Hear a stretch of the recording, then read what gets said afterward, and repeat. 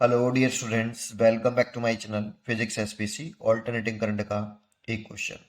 A series LCR circuit R equal to 5 ohm, L 20 millihenry, C 0.5 microfarad is connected across an AC supply of 250 volt having variable frequencies. The power dissipated at resonance condition is.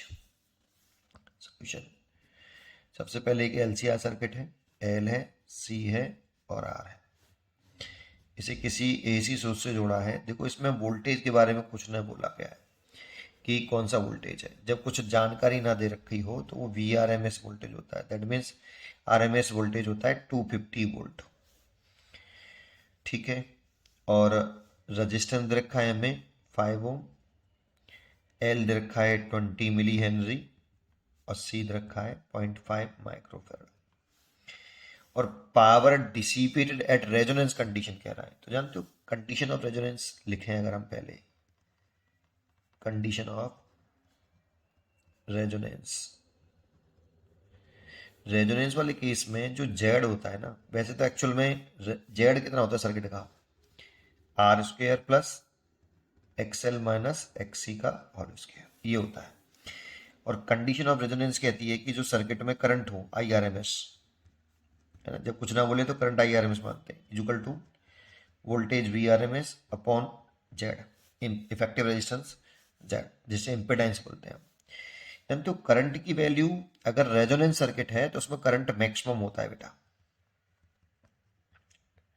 अगर resonance circuit है तो उसमें current maximum होता है। Current को maximum करने के लिए जेड को मिनिमम करना पड़ेगा। और जेड की अगर मिनिमम वैल्यू चाहते हो तो इफ अगर एक्सएल बराबर एक्सी है तो ये जीरो हो जाएगा और जेड की वैल्यू हो जाएगी मिनिमम आर। ये और जेड की मिनिमम वैल्यू हो जाएगी तो करंट की जो आई आर एम एस की जो मैक्सिमम वैल्यू होगी होगी V R M S upon R. ये कंडीशन हो गई बेटा, ये पूरी कंडीशन हो गई किसकी, रेजोनेंस की, है ना। और भी बहुत सारी सिचुएशन होती हैं, इसी के हिसाब से आप बना सकते हो। अच्छा, सबसे पहली बात तो यहाँ पर पावर डिसिपेटेड पूछ रहा है। तो पावर डिसिपेटेड एवरेज पावर जो होती है ये होती है आपकी I R M S into V R M S into cos pi power factor. जानते हो जो कॉस पाई होता है पावर फैक्टर, ये होता है आर अपॉन जेड। अब तो आर है लेकिन जेड भी तो आर ही है। रेजोनेंस वाले केस में जेड आर के बराबर होता है और जेड आर के बराबर तो यहाँ आर लिखे हैं तो आर से आर कैंसिल, तो 1। तो पावर फैक्टर कितना आपका 1। आई आर एम एस की वैल्यू हमें याद रखी है, वी आर एम एस दे रखा है तो आई आर एम एस को चेंज कर लो बेटा इससे। तो आई आर एम एस की जगह पे लिख दो V R M S upon R, और वी आर एम एस पहले से मौजूद है। और कॉस पाई की वैल्यू, पावर फैक्टर की वैल्यू रेजोनेंस वाले केस में 1 होती है। ये हो गया वी आर एम एस का स्क्वायर अपॉन आर।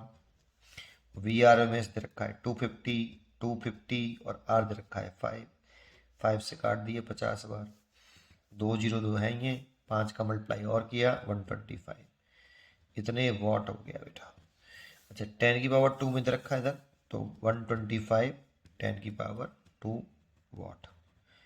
ठीक है, तो ये आपका इसमें फिल कर देंगे, इंटीजर टाइप क्वेश्चन है 125। उम्मीद करता हूँ कि आपको ये जरूर समझ में आया होगा। पढ़ते रहिए और खुश रहिए।